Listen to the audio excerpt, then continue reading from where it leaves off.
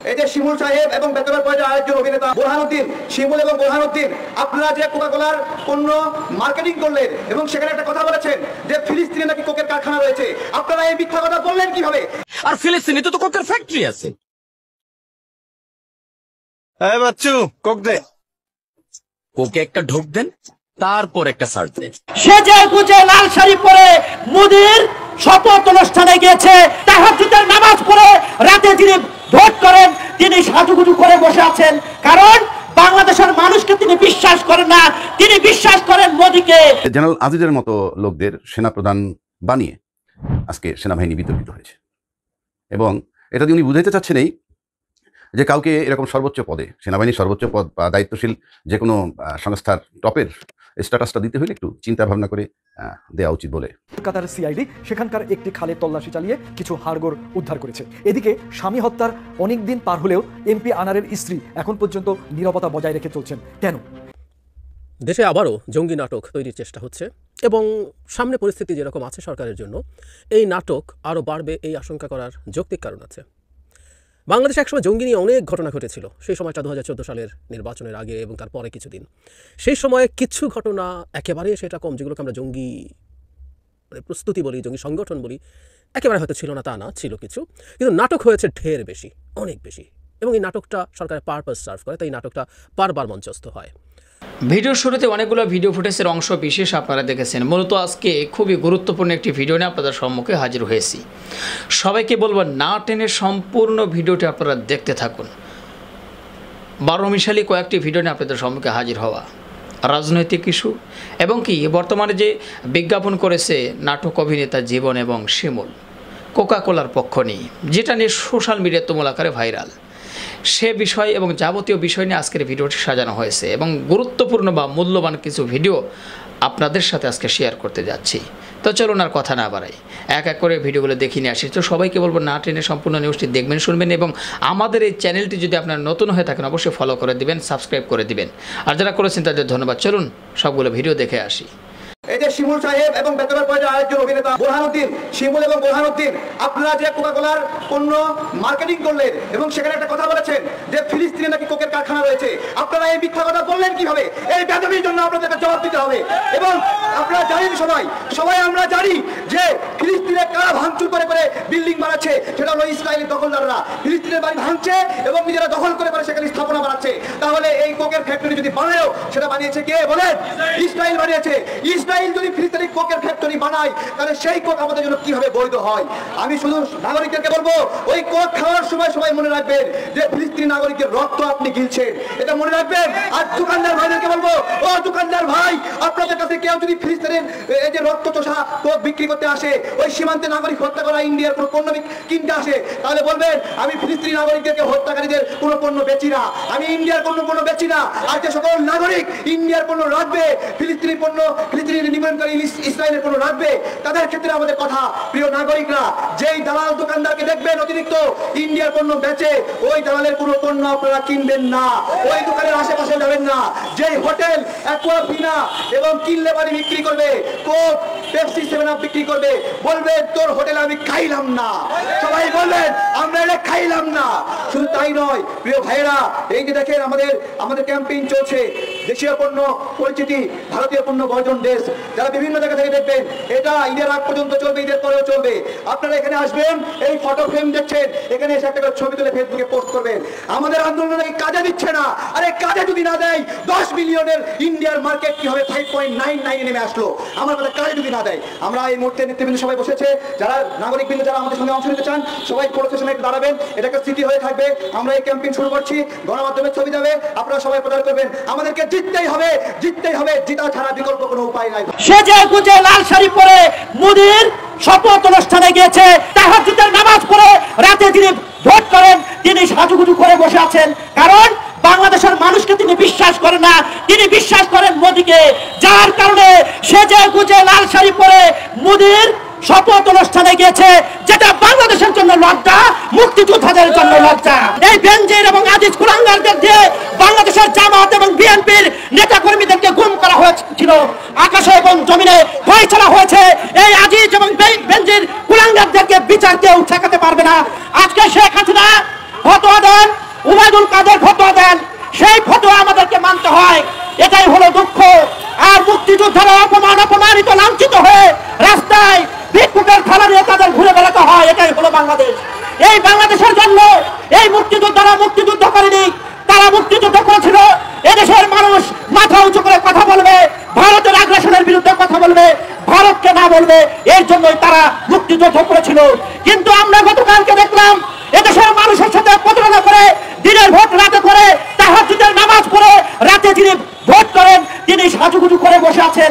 কারণ বাংলাদেশের মানুষকে তিনি বিশ্বাস করেন না, তিনি বিশ্বাস করেন মোদিকে। যার কারণে সেজে গুজে লাল শাড়ি পরে মোদির শপথ অনুষ্ঠানে গিয়েছে, যেটা বাংলাদেশের জন্য লজ্জা, মুক্তিযোদ্ধাদের জন্য লজ্জা। আমরা আগ্রাসনের বিরুদ্ধে কথা বলি। ভারতের বড় ক্যান্সার হলো এই আওয়ামী লীগ। এই ক্যান্সারকে যতক্ষণ পর্যন্ত মুক্ত করা না যাবে ততক্ষণ পর্যন্ত মুক্তিযোদ্ধারা নিষ্পীড়িত হবে, নির্যাতিত হবে, এটাই স্বাভাবিক। আজকে দেশনেত্রী বেগম খালেদা জিয়ার মুক্তিযোদ্ধাদের চাইতে হয়, যেটা জাতির জন্য লজ্জা। আজকে বেগম খালেদা জিয়া সবচেয়ে নির্যাতিত ব্যক্তি। উনি যদি মনে করতেন যে সোনার প্লেটে তিনি ভাত খাবেন, তাই তিনি পারতেন। কিন্তু তিনি বাংলার মানুষের জন্য, বাংলার মানুষের অধিকারের জন্য তিনি রাজনীতি করেছেন, যার কারণে আজকে তার কারাগারে যেতে হয়েছে, আজকে তার মুক্তি চাইতে হচ্ছে। আমি আমার কথা শেষ করব। এই বেনজির আজিজ কুলাঙ্গারদের দিয়ে বাংলাদেশের রাজনীতিবিদদেরকে অপমানিত করা হয়েছিল। এই বেনজির এবং আজিজ কুলাঙ্গারদের দিয়ে বাংলাদেশের জামাত এবং বিএনপির নেতা কর্মীদেরকে গুম করা হয়েছিল। আকাশে এবং জমিনে ফয়সালা হয়েছে। এই আজিজ এবং বেনজির কুলাঙ্গারদেরকে বিচার কেউ ঠেকাতে পারবে না। আমাদের এই দেশের শেয়ার বাজারের মহানায়ক দরবেশ বাবা, তিনি বেনজিরের পক্ষে একটা স্টেটমেন্ট দিয়েছিল কদিন আগে, দেখছেন? কেন দিছে? ওই যে বেনজিরের বিয়ে অ্যাকাউন্ট লঙ্কা বাংলা ফাইন্যান্স, আমাদের দেশে একটা এই ইয়েতে স্টক এক্সচেঞ্জের একটা কোম্পানি, ফাইন্যান্স কোম্পানি, লঙ্কা বাংলা ফাইন্যান্স। তার মালিক হলো কে? সালমান এফ রহমান। বেনজিরের যেই শেয়ার ছিল শেয়ার মার্কেটে, ওই ফাইন্যান্স কোম্পানিতে তার বিও অ্যাকাউন্ট ছিল। ওই অ্যাকাউন্টের যত আপনার শেয়ার ছিল সবগুলি শেয়ার ট্রান্সফার করে, এটা নিয়ম আছে, বিধান আছে, ট্রান্সফার করে তার বিও অ্যাকাউন্ট থেকে লঙ্কা বাংলা ফাইন্যান্সের বিও অ্যাকাউন্টে নিয়ে চলে গিয়েছে হাজার হাজার কোটি টাকা। এই সালমান এফ রহমানকে ওই বেনজিরের মামলায় আদালতে আসতে হবে। যেমন বেনজিরের স্ত্রী আদালতে যেতে হবে, তার সন্তানরা আদালতে যেতে হবে। এই সমস্ত সম্পত্তির কেয়ারটেকাররা এবং আমাদের এই যে বড় ধরনের একটা জুয়ারি আছে বাংলাদেশে, এই জুয়ারির নাম হলো সাকিব আল হাসান। ওর লোক ওর পার্টনারশিপ ব্যবসা কোন জায়গায় আছে জানেন? সাতক্ষীরাতে তার কুমিরের খামার আছে, সেখানে বেনজিরের বিনিয়োগ আছে। সাতক্ষীরাতে চিংড়ির ঘের আছে, সেখানে বেনজিরের বিনিয়োগ আছে। সাতক্ষীরাতে তার মৎস্য খামার আছে, সেখানে বেনজিরের বিনিয়োগ আছে। রবি ভাই, এই বেনজিরের শালা শাশুড়ি সবাই নাকি এলাকায় অত্যাচার নির্যাতন করে মানুষ সম্পদ দখল করেছে। ওরা এই সম্পত্তি দখল করার দরকার হয় না, অত্যাচার নির্যাতনের দরকার নেই। মিশন ভাই আপনার কই, আমি আইজির শালা, এই কথাটা চাওয়ার পরে এদেশের বহুত মানুষ এসে আমারে, হে ভাই আসসালামু আলাইকুম, এই প্যাকেটটা দেখেন, যারা অবৈধ কর্মকাণ্ড করে এমনি আমার প্যাকেট দিয়ে দেবো। আমি কি ওর কাছে এই যেগুলি আমাদের সাংবাদিকরা বলে, বিভিন্ন লোক বলে যে অত্যাচার করে নিচ্ছে, না অত্যাচার লাগে না তো।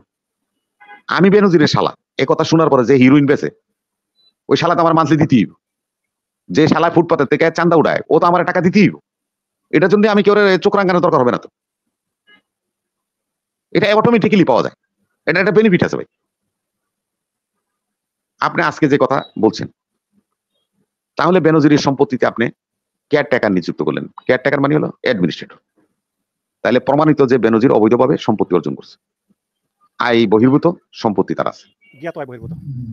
তাইলে সে আসামি হওয়ার জন্য আর কোনো উপমার দরকার নাই, আর কোনো কিছুরই দরকার নেই, এটাই যথেষ্ট। এবং যে আজিজের কথা, যে মোটা আজিজ ভাই, আমি শুনছি বিভিন্ন বাহিনীতে, আমি আমেরিকান বাহিনী করে দেখি, সোলজার করে, এই যে যুদ্ধ হইতেছে আপনার এই যে কি জানি ফিলিস্তিনদের নিয়ে গাজাতে, এই যে আমি যে সোলজার করে ভিডিও ক্লিপে দেখি, স্লিম স্টেট লো হয় হামাসের যুদ্ধ কোন তাগর শরীরের অবস্থা যেরকম ফিটনেস। আর আমার দেশের সেনাবাহিনীর প্রধানের নাম হলো মোটা আজিজ, যার নাকি ফিটনেস নাই, হেরে সেনাবাহিনীর প্রধান মানুষ। বেনজিরের পেট হলে 56 ইঞ্চি, হেবাটারে পুলিশ রাইজি বানাইছে, যার ফিটনেস নাই। আর বাহিনীতে ফিটনেসের প্রয়োজন আছে। আপনারা আমি বলি, এই যে শমসুর মমিন চৌধুরী, রবি ভাই আমি এক মিনিট ভাই রাখেন আমি শেষ করি।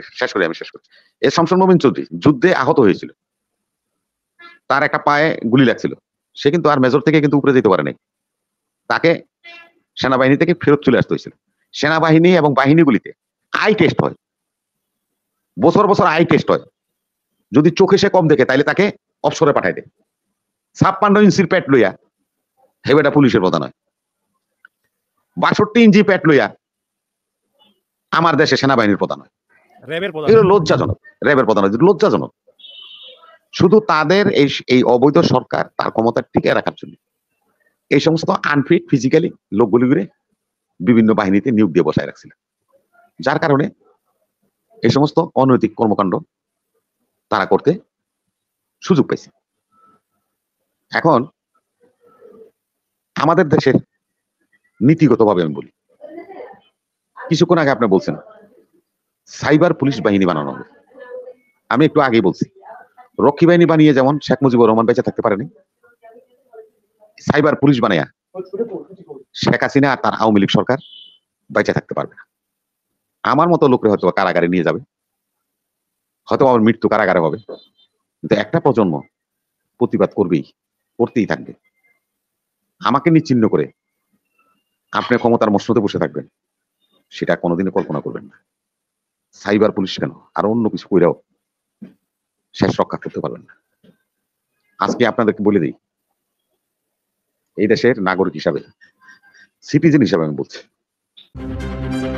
কলকাতার একটি বিলাসবহুল ফ্ল্যাটে এমপি আনোয়ারুল আজিম আনারের হত্যাকাণ্ডের 27 দিন পর কলকাতার সিআইডি সেখানকার একটি খালে তল্লাশি চালিয়ে কিছু হাড়গোড় উদ্ধার করেছে। এদিকে স্বামী হত্যার অনেক দিন পার হলেও এমপি আনারের স্ত্রী এখন পর্যন্ত নীরবতা বজায় রেখে চলছেন। কেন? এই হত্যাকাণ্ডের সবকিছু তথ্য জানতে দেখুন আজকের স্টার নিউজ প্লাস।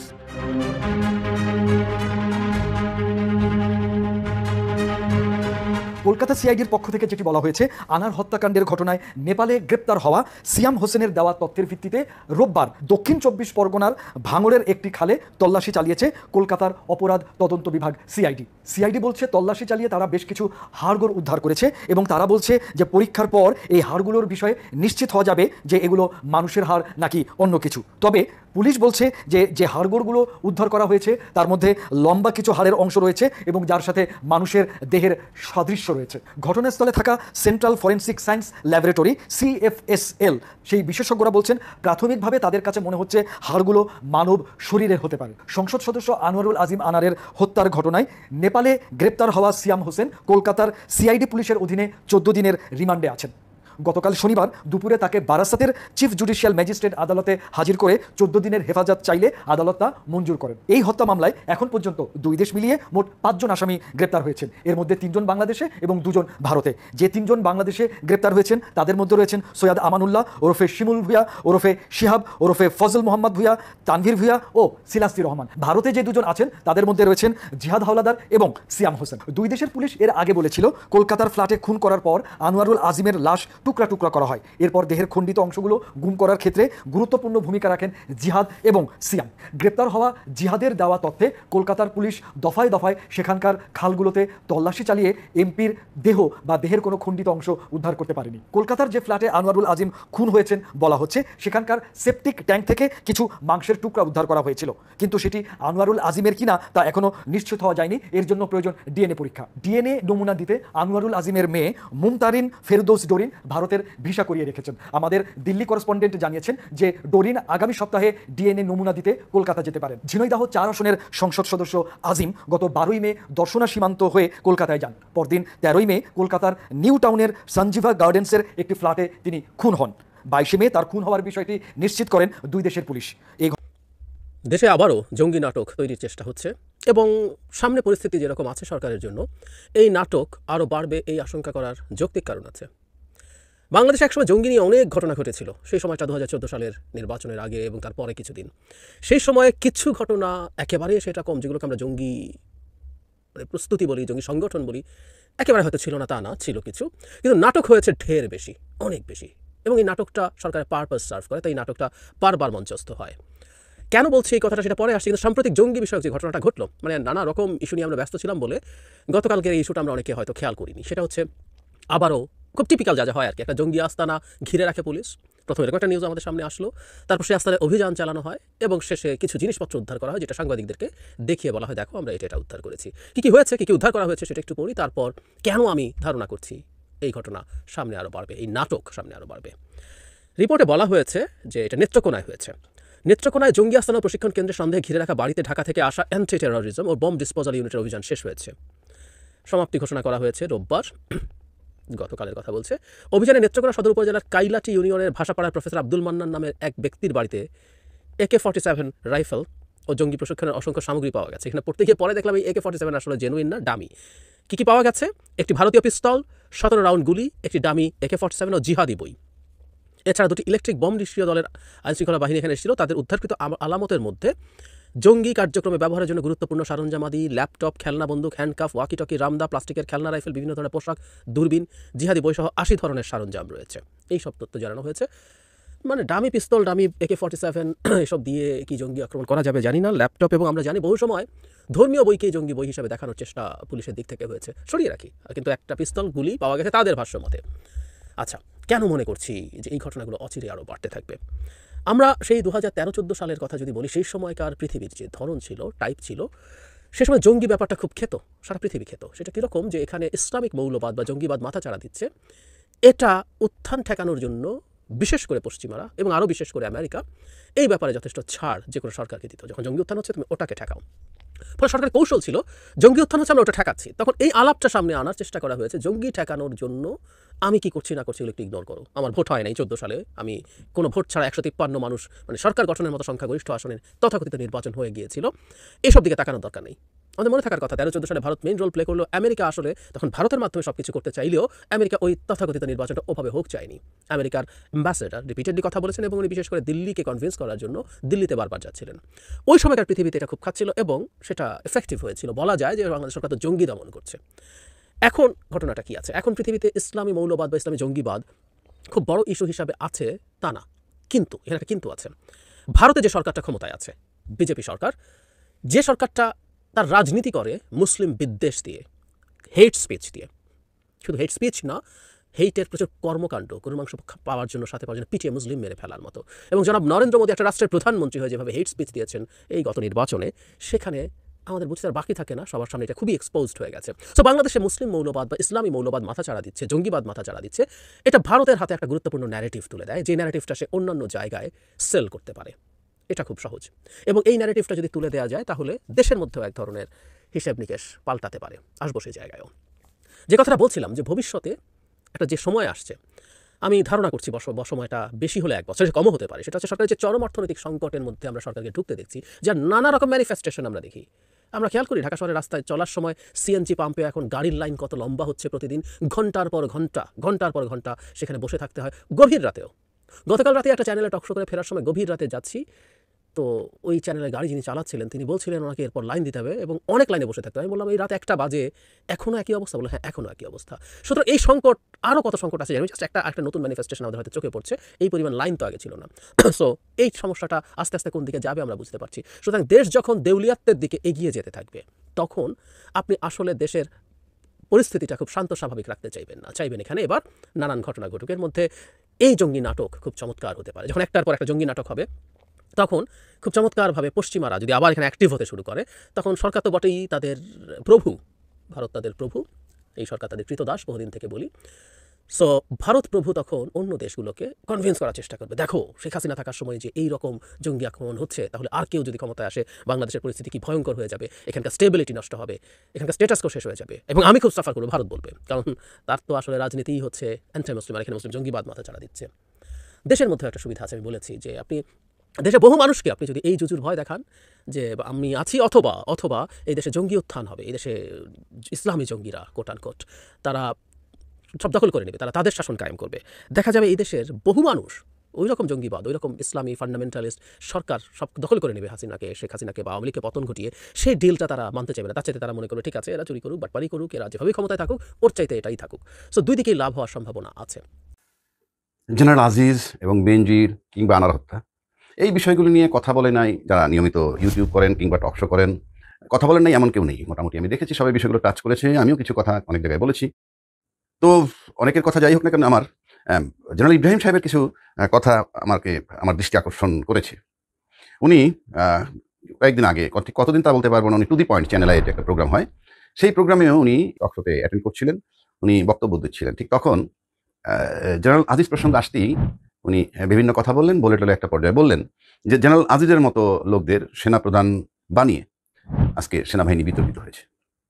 এবং এটা দিয়ে উনি বুঝাইতে চাচ্ছেন এই যে কাউকে এরকম সর্বোচ্চ পদে, সেনাবাহিনীর সর্বোচ্চ পদ বা দায়িত্বশীল যে কোনো সংস্থার টপের স্ট্যাটাসটা দিতে হলে একটু চিন্তা ভাবনা করে দেওয়া উচিত বলে, এটাই সাজেশন টাইপের ওনার বলা। তো সেই পরিপ্রেক্ষিতে আমি দুটো একটা কথা বলতে চাই। বিষয়টা আমার কাছে কেন আমি আকৃষ্ট হলাম, যে আমি নর্মাল যতটুকু জানি যে একজন আর্মি যদি আর্মিতে যারা যান বা চাকরি করতে যান বা বিএমএ লং কোর্স বলতে যেটা বোঝায়, এখানে যারা যান ভর্তি হওয়ার জন্য, তখনকার সময় কি ছিল ওনাদেরটা জানি না, কিন্তু আজকে যেটা আমরা দেখতেছি সেটা হলো যেমন একটা প্রিলিমিনারি পরীক্ষা হয় এবং আর্মির চাকরিটা খুব লোভনীয় ভালো চাকরি, সিকিউর চাকরি, এবং বেতন পেয়ে এবং যে সাবসিডি গভর্নমেন্ট দেয় তাতে বেতন পেয়ে মোটামুটি ভালোভাবে মোটামুটি সচ্ছলভাবে চলার মতো একটা অবস্থা এই জবে আছে। তো সে কারণে এটা একটা লোভনীয় চাকরি আজকে পর্যন্ত। আর এখনকার যে চাকরি আর্মিতে, তাতে তো রিস্ক ফ্রি, মানে কোথাও কারোর সাথে যুদ্ধ করার প্রয়োজন নাই, প্রতিবেশীর সাথে ভালো সম্পর্ক, এরকম যদি চিন্তা করে তাহলে খুবই রাজকীয় চাকরি।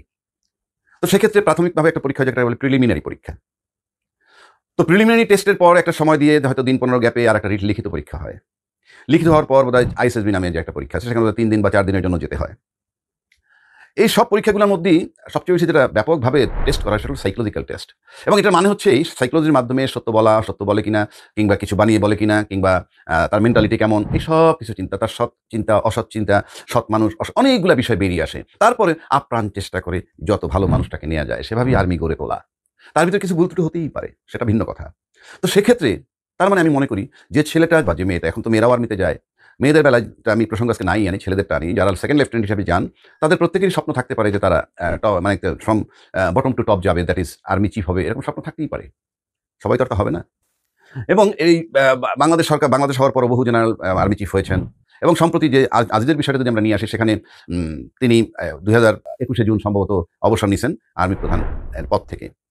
এখন প্রশ্ন হচ্ছে আর্মি প্রধানের পদ এবং পুলিশ প্রধানের পদ, এই আর্মি প্রধান হওয়ার আগে বাংলাদেশে, বিশেষ করে এই সরকারের আমলও যদি আমি ধরি, আরও 4-5 জন আর্মি চিফ অবসরে গেছেন। বেনজিরের আগেও 4-5 জন 6 জন যাই হোক না কেন, তারা অবসরে গেছেন। কাউকে নিয়ে তো এমন কিছু হয়নি। আল জাজিরার প্রতিবেদন আসছে জেনারেল আজিজকে নিয়ে, এর আগে তো আসেনি কোনো জেনারেলকে নিয়ে। তাহলে বাছাই করে যে বানাবে বলছেন যে দেখা উচিত, তাহলে তো বাছাই করে বানানোর মানে এটা কি তাহলে ভুল চয়েস করছে? কোনো কারণ নাই। প্রত্যেকেই কোয়ালিফাইড আমি মনে করি, যারা আর্মিতে চাকরি করেন কিংবা পুলিশ অফিসারে চাকরি করেন, তারা প্রত্যেকেরই কোয়ালিফাইড হবেন তারা পুলিশের চিফ কিংবা আর্মির চিফ হওয়ার। তো প্রশ্ন হচ্ছে যে আপনি যেটা বলতে চাচ্ছেন, যেটা বুঝাইতে চাইলেন, সেটা হলো যে এটা ব্যক্তি আজিজের ব্যাপার টোটালটা। এই জন্য বলছেন চুজ করার আগে ভাবা উচিত। আপনি কিভাবে পড়বেন একটা মানুষের ভিতর? ওবায়দুল কাদের সাহেব বলতেছেন বেনজিরের ভিতরে আরেক বেনজির আছে, দুষ্ট বেনজির আমরা জানতাম না। আবার আনারের ভিতরে একটা জনপ্রিয় আনার দেখতে পাচ্ছেন ওবায়দুল কাদের সাহেব। মানে বিষয়গুলো তো এরকম। তাহলে চিফ বানানোর আগে আমি দেখলাম যাকে চিফ বানাবো তার ভিতরটা খারাপ, তাহলে কি নিচের র্যাঙ্কের লোক বানিয়ে দেবো? কর্নেল সাহেবের আমি আর্মি চিফ বানাবো, ব্রিগেডিয়ার সাহেবের আর্মি চিফ বানাবো? অবান্তর কথাবার্তা বলেন আপনি। আপনাকে বুঝতে হবে জেনারেল আজিজ, আপনি তো বলছেন আপনার সোর্স নাকি পত্রিকার বাইরে আপনি যান না, পত্রিকার থেকে আপনি সব কথা বলেন। যদি তাই হয়, আপনি কি জানেন যে জেনারেল আজিজ গত প্রথম আলোতে 22/5/2024 একটা ইন্টারভিউ বের হয়েছে, তার যে সাক্ষাৎকারে তিনি বলেছেন, তাকে প্রশ্ন করা হলো যে আপনার বিরুদ্ধে যুক্তরাষ্ট্রে অনেকগুলো অভিযোগ এনে ভিসা নিষেধাজ্ঞা দিয়েছে, কেন আপনার বিরুদ্ধে অভিযোগ? এটা জবাবে উনি বলছেন হতে পারে আমি দুটো সময় দুটো বাহিনীর প্রধান ছিলাম, কথাটা আপনি মার্ক করতে হবে। একটা হলো আমি 2012 সালের ডিসেম্বর থেকে 2016 সালের নভেম্বর পর্যন্ত বিজিবির প্রধান ছিলাম, এই সময়ের মধ্যে নির্বাচন 2014 সালে নির্বাচন হয়েছে, মার্কিট নোট ইট। এরপরে বলছেন 2018 সালের জুন থেকে 21 সালের জুন পর্যন্ত আমি আর্মি চিফ ছিলাম, এই সময় 2018 নির্বাচন হয়েছিল। এগুলো কারণ হতে পারে। অর্থাৎ তাহলে আপনি বুঝেন যে আমেরিকার ভিসা নিষেধাজ্ঞার ব্যাপারে নিষেধাজ্ঞা এসে থাকলে কেন, সেটা কারণ উনি বললেন এই দুটো কারণ হতে পারে, দুটো দায়িত্বশীল পদে ছিলাম। তাহলে আপনাকে ভাবতে হবে যে আল জাজিরার প্রতিবেদন আসছিল কার বিরুদ্ধে? আজিজের বিরুদ্ধে। তারপরে বহাল তবিয়তে ছিল কেন? 2014 এবং 2018 নির্বাচনে তিনি ছিলেন সহায়ক শক্তি। এখন প্রশ্ন হচ্ছে যে তাহলে সে দুর্নীতিবাজ কিভাবে হলো, দুর্নীতি কিভাবে করে? এটা আপনাকে একটা জিনিস মাথায় রাখতে হবে যে দুর্নীতি কিভাবে করে, কেন করে। প্রত্যেকটা আর্মি অফিসার ভালো। প্রিয় দর্শক শ্রোতা, সবগুলো ভিডিও আপনারা দেখলেন। মূলত আজকে খুবই গুরুত্বপূর্ণ কয়েকটি ভিডিও নিয়ে আজকে আপনাদের সম্মুখে হাজির হয়েছিলাম, যেগুলো এক এক করে আপনাদের সাথে শেয়ার করার চেষ্টা করলাম বা মূল আলোচনাগুলো আপনাদের সাথে তুলে ধরার চেষ্টা করলাম। তো আশা করি সম্পূর্ণ নিউজটি আপনারা মনোযোগ সহকারে দেখেছেন এবং সবগুলো ভিডিও দেখেছেন এবং তাদের কথাগুলো শুনেছেন। তো সমস্ত ভিডিও দেখার পরে শোনার পরে আপনাদের কি মতামত সেটা কিন্তু অবশ্যই কমেন্ট বক্সে জানাবেন। আর এখনও পর্যন্ত যারা আমাদের এই চ্যানেলটি সাবস্ক্রাইব করেনি, প্রতিনিয়ত এ ধরনের সকল প্রকার যাবতীয় নতুন নতুন আপডেট পেতে আমাদের এই চ্যানেলটি সাবস্ক্রাইব করে আমাদের সাথে থাকবেন। যারা বিগত প্রায় 5-6 বছর যাবত আমাদের এই চ্যানেলের সদস্য হয়ে সাবস্ক্রাইব করে আমাদের সদস্য হয়েছেন, আমাদের পরিবারে একজন হয়েছেন, তো তাদেরকে অসংখ্য ধন্যবাদ জানিয়ে আজকের মতো এখানেই বিদায় নিচ্ছি। আবারও দেখা হবে, কথা হবে নতুন কোনো টপিক, নতুন কোনো ভিডিও নিয়ে। সে পর্যন্ত সবাই ভালো থাকবেন, সুস্থ থাকবেন। আল্লাহ হাফেজ।